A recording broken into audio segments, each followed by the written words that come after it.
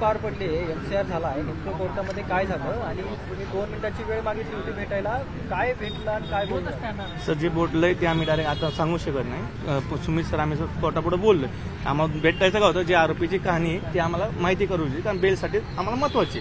फक्त न्यायालयीन कस्टडी आज झालेली आहे, त्याला 14 दिवस MCR भेटलेला आहे.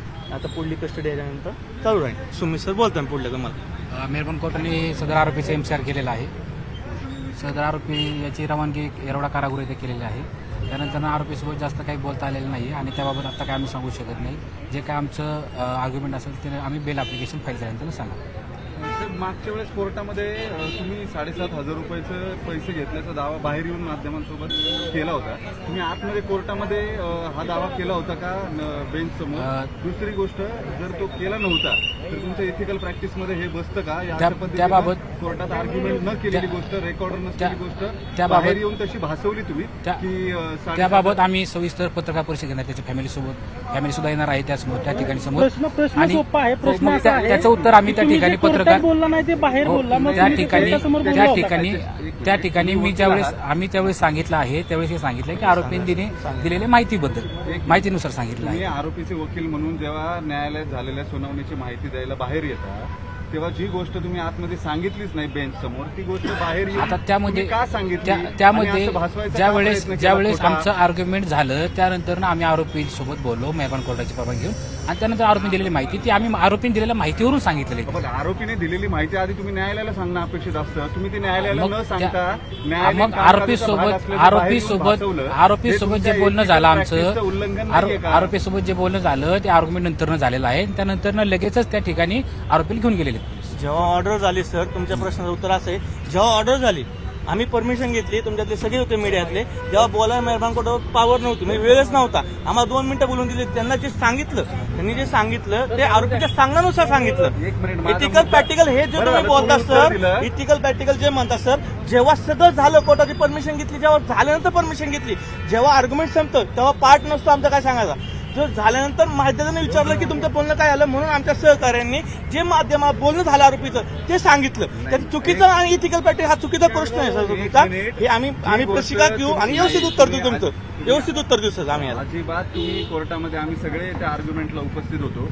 तुम्ही कोर्टामध्ये पैसे घेतल्याचा किंवा दिल्याचा सर मग तो सर तुम्ही कोर्टात होता, मी तुम्हाला एक प्रश्न विचारतो, सगळ्यांना बाहेर निघा हे कोर्ट बोललो होतं, हा ATF तो प्रश्न होता. त्याच्यानंतर आम्ही परमिशन घेतली, मी स्वतः परमिशन, हे तुम्ही ऐकलं, परमिशन घेतल्यावर 2 मिनिटं तिथं बोलायला झाल्यानंतर डायरेक्ट सगळ्यांना बाहेर काढलं. आम्ही कधी कोर्टाला सांगू, जेव्हा कोर्टाला सही होती रिपोर्ट, तुम्ही कोर्टाला सांगितलं, मग आम्ही माध्यमानं आमच्याकडे ते आल्यानंतर आरोपीच्या सांगण्यानुसार सांगितली की माध्यम असं काय सांगितलं. तुमचं म्हणणं आहे की ही लिगल प्रॅक्टिस आहे? नाही, असं आमचं लिगल प्रॅक्टिस, आम्ही तुम्हाला सांगतो प्रोसेस घेऊ. पूर्ण होऊ द्याल की सर तुमचा प्रश्न होता साधा प्रश्न आहे.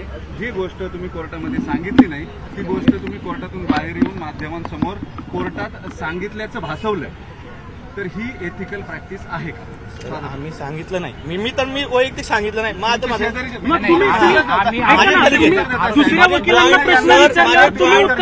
वकील पत्र आहे सर माझं, मी कोर्टामध्ये मी बोललेलोच नाहीये. आता जे बोलले त्यांना विचारलं. आम्ही ज्या वेळेस मीडियाने आम्हाला विचारलं की आरोपीसोबत, मी प्रश्न परत विचारतो, मग आपण उत्तर द्या. आता तुम्हाला स्पेसिफिक प्रश्न आहे. तुम्ही माध्यमांना पहिल्या दिवशी जेव्हा दत्ता गाडेला न्यायालयात हजर केलं त्या दिवशी तुम्ही आरोपीने आणि पीडित महिलेनं संगनमताने तो इंटरकोर्स केला असं न्यायालयासमोर सांगितल्यानंतर 7,500 रुपयाचा उल्लेख कोर्टात तुम्ही केला नाही. मात्र बाहेर आल्यावर तुम्ही माध्यमांसमोर असं भासवलं की तुम्ही आतमध्ये न्यायालयात आर्ग्युमेंटमध्ये हा मुद्दा बोललात आणि तो मुद्दा आर्ग्युमेंटच्या रेकॉर्डवरती घेण्यात आलाय. मी त्या ठिकाणी आर्ग्युमेंटमध्ये घेतला असं कधी म्हणलेलं नाही. त्याच्यामध्ये ज्यावेळेस मला मीडियाने प्रश्न विचारला की त्या ठिकाणी आरोपीसोबत काय बोलणं झालं का, आरोपीने दिलेल्या माहितीवरून मी त्या ठिकाणी सांगितलं. आम्ही असं म्हटलेलं नाही की आर्ग्युमेंटमध्ये आम्ही ते घेतलं. बरं, आरोपीने दिलेली माहिती ही न्यायालयाच्या रेकॉर्डवर न आणता माध्यमांसमोर थेट सांगणं हा एथिकल प्रॅक्टिसचा भाग आहे का? त्या ठिकाणी आम्हाला ज्यावेळेस मीडियाने विचारलं त्यावेळेस आम्ही ते सांगितलेलं आहे. कुणी काय विचारलं हा मुद्दा नाही. आपण आम्ही त्याबाबत पत्रकार सविस्तर आम्ही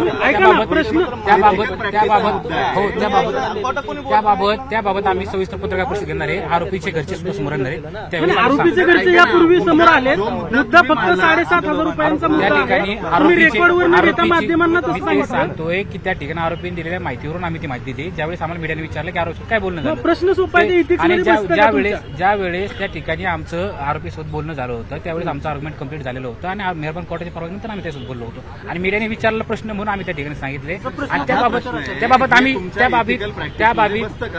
आम्ही सविस्तर पत्रकार परिषदेत त्यानंतर आम्ही सांगतो आरोपीच्या घरच्यांनाही त्या ठिकाणी बाजू मांडायची आहे.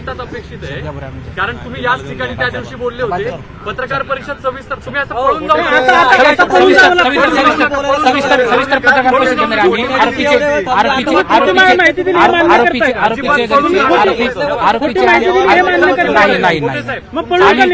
आरोपीचे आरोपीच्या घरच्यांनाही त्यांची बाजू मांडायची सर्व त्याच्या आरोपीच्या घरच्यांना तुम्ही पळून निघाला का आता? पळून निघाला का? खोटी माहिती देऊन पळून निघाला का आता?